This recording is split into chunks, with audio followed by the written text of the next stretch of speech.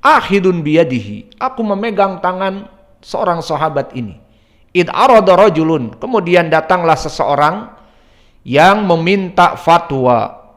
Dan seperti inilah keadaan para ulama dari zaman Doeloe sampai zaman now. Dimintai fatwa, apalagi dia sahabat yang terakhir yang hidup misalnya, maka dikatakan kaifa sami' Rasulullah sallallahu alaihi wasallam yaqul fin najwa. Apa yang kamu dengar dari Nabi tentang an-najwa? Apa itu an-najwa? An-najwa dari segi lughah adalah israr al-wahid bil kalam ma'a akhar ala infirad. Maknanya adalah najwa itu berbicara seseorang dengan orang yang lain dengan berbisik-bisik. Maka ini adalah najwa. Seperti kalian di sini berkata kepada temannya dengan suara yang pelan, maka ini dinamakan najwa. Lalu pertanyaannya di sini sahabat, apakah kamu mendengar hadis najwa? Maknanya hadis yang diinginkan di sini Allah berbicara pelan-pelan kepada hambanya. Disebutkan hadis an-najwa. Faqala sami'tu. Rasulullah sallallahu alaihi wasallam, maknanya Ibnu Umar mengetahui hadis ini. Hadis tentang an-najwa. Yaqulu innallaha yudnil mu'mina, bahwa Allah mendekatkan seorang muslim ataupun orang mukmin. Lafaz mukmin, fayadau alaihi kanafahu, dan Allah memberikan kanaf. Ma makna al-kanaf? Al-kanaf adalah suatu rahasia.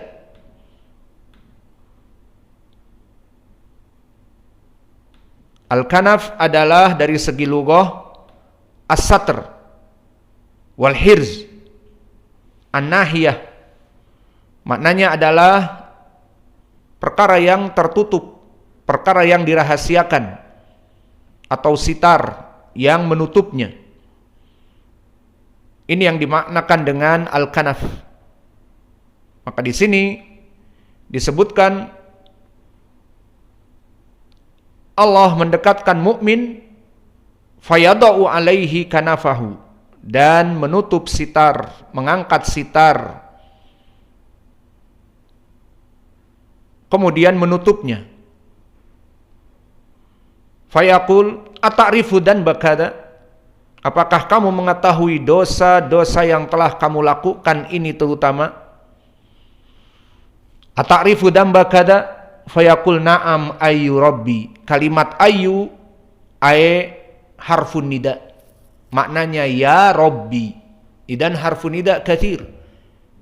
Alladhi ma'ruf ya Muhammadu fi Quran katsir, ya Nuhu, ya Lutu, ya Ibrahimu, dan yang lainnya. Dan begitupun ayyu, fa ayyu juga bermakna ya, ayyu rabbi ay ya rabbi. Maka di sini na'am ayyu rabbi, wa rabbi huna tab'an mudhaf ilaih wa hudifa ya'uhu lil ikhtisar. Asalnya ayyu rabbi, ada ya-nya, namun diputuskan untuk ikhtisar, maknanya ya Robku, Robku. Maka lafaz ini barakallahu fikum, inilah syahiduna, bahwa inilah lafaz yang menjadi pendalilan kaum muslimin melihat Allah Jalla wa Ala di arasatil qiyamah, di mana di sini disebutkan Allah Jalla wa Ala mendekatkan al-mu'min dengan alif lam, maknanya seluruh mukmin. Fayadau alaihi kanafahu wa yasturuhu. Kemudian dia mengeluarkan kotak rahasianya, ataupun yang tadi disebutkan adalah dosa-dosa yang disembunyikan. Wa yasturuhu, dan Allah menutupinya dari pandangan manusia, sehingga tidak diketahui oleh manusia di hari kiamat. Fa aina syahid huna? Karena apa? Allah berbisik kepadanya. Inilah makna najwa. Sehingga Allah tidak mengatakan kepada orang ini, diketahui semua orang yang di mahsyar, diketahui dosa-dosanya nanti oleh semua orang. Oh, ini katanya dai, ternyata punya dosa tuh, disembunyikan, sekarang dibeberkan oleh Allah. Tidak. Najwa, Allah berkata dengan pelan kepadanya, ata'rifu damba kada? Apakah kamu mengetahui dosa ini?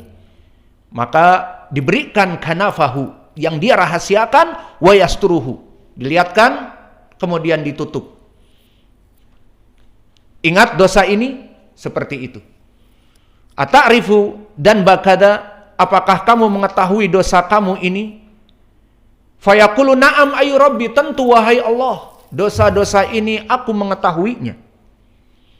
Maka di sini yang menjadi pendalilan adalah fayaqrabullahu abdahu, yudnillah abdahu al-mu'min, didekatkan dan dibisiki. Maka ini jelas pendalilan ru'yatillah.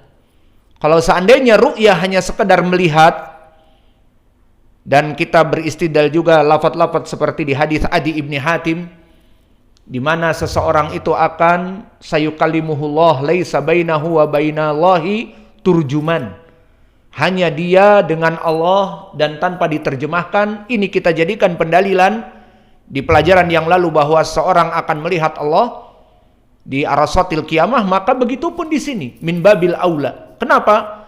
Karena Allah akan memanggil orang-orang mukmin, kelompok mukminin yang tentunya wallahu a'lam tidak semua orang, di antara mereka ada yang tidak mempunyai dosa sama sekali.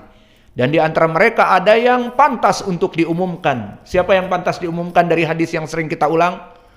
Hadis al-bitaqah, diumumkan amamal khalaik. Ini orang mempunyai 99 gulungan. Sampai disebutkan hal indaka syai'un qad la yarab, putus asa di depan manusia amamal khalaik. Di sini tidak. Maka pendalilannya lebih dekat daripada hadis Adi, bahwa Allah akan berbicara dengan seluruh kaum muslimin tanpa hijab, yuhjibuhu.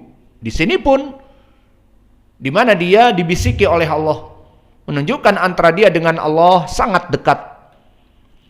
Maka ini pendalilan yang jadi pendalilan bagi kita. Maka yuhdisullahu bin najwa, Allah mengajak berbicara kepada hambanya ini bainahu wa bainahu bin najwa, dengan bisikan. Maka ini menjadi pendalilan tentang sifat al-kalam untuk Allah Jalla wa Ala.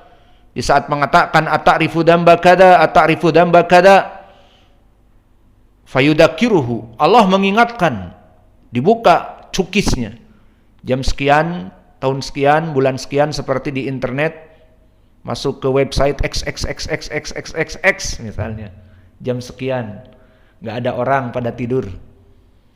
Maka itu nanti akan diingatkan oleh Allah. Fayudakiruhu bima fa'alahu fid dunya fi al-tafi al-khafa, dalam keadaan tersembunyi dan sebagainya. Hatta idza qararahu bidzalika wa tarafa bidunubihi wa tayaqqana annahu dakhilun nar, sampai orang ini mengakui di depan Allah seperti para pembunuh atau yang melaksanakan kejahatan setelah dilaksanakan penangkapan dan di dalam persidangan akhirnya terus dicecar dari pertanyaan dan bukti-bukti, akhirnya mengaku berdosa dan sudahlah, pokoknya akui saja, apa yang terjadi biarlah terjadi, di penjara 10 tahun, 20 tahun, ya sudah.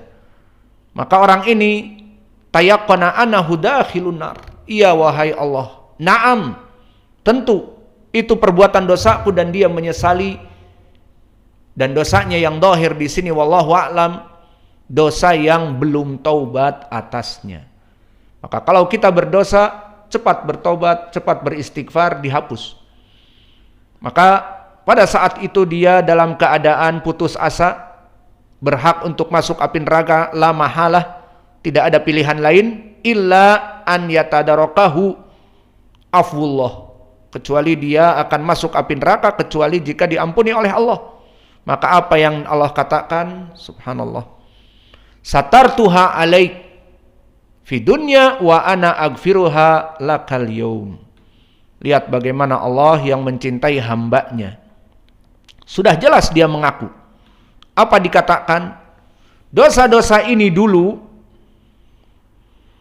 yang kalian lakukan, satartuha alaik fi dunya, maka kamu menjadi seorang dai yang mana kamu disanjung oleh manusia dan kamu seakan-akan the clear man, orang yang suci dari dosa-dosa, tidak tersentuh debu.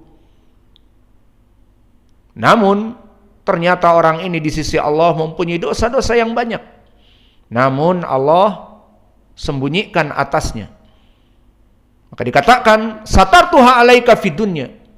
Lihat bagaimana rahmat Allah. Di dunia dijadikan orang-orang mencintainya. Maka oleh sebab itu ya ibadallah, karena rahmat Allah orang-orang mencintai kita. Maka jika tidak ada rahmat Allah, bisa jadi orang-orang itu dijadikan mempunyai akhlak yang buruk. Kemudian orang akan menjauhinya.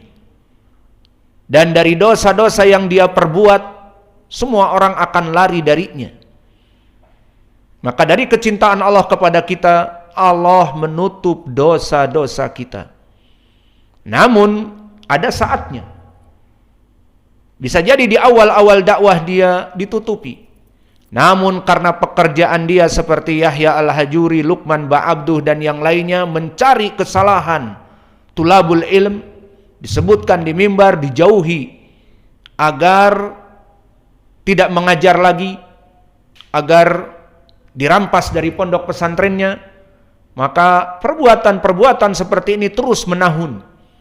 Dan mereka yang dulu dizalimi pun telah masuk kepada kelompok Roja, kepada kelompok Dzulqarnain, kepada kelompok Sururiyun, bahkan menjadi orang awam, menjual tempe kembali, berdagang kembali dari pembina pondok pesantren. Karena sengaja memang dinonaktifkan, difitnah sama apa saja. Pengikut pemikiran demikian, pengikut pemikiran Al-Hajuri, padahal bukan Hajuri. Yang jelas semua orang lari dari dia. Dan permainan dia seperti di zaman now, dia ambil dari para masyayikh karena dia dekat, dimintakan fatwa, kemudian sudah dijatuhkan. Dan itu yang sekarang dilaksanakan. Maka karena banyak dia berbuat seperti ini, mungkin bisa jadi waktunya di dunia yang tadinya Allah tutupi, maka dibukakan. Masuk kepada hadis yang lain, hadis Abi Hurairah, diriwayatkan oleh Imam Muslim, bahwa man satara musliman satarahullah. Barang siapa yang menutupi kaum muslimin dari keburukannya, ditutupi oleh dia, dia tahu tapi dia tidak menyebarkannya, Allah tutupi aib-aibnya. Namun barang siapa yang membukakan aib saudaranya dan terus menerus, apalagi untuk tujuan dakwah, selalu alasannya untuk tujuan dakwah, maka kamu harus turun dan menyerahkan semua aset-aset dakwah. Seperti itu, dengan alasan untuk kemaslahatan dakwah. Dakwahnya siapa? Dakwahnya Luqman, bukan dakwah ilallah.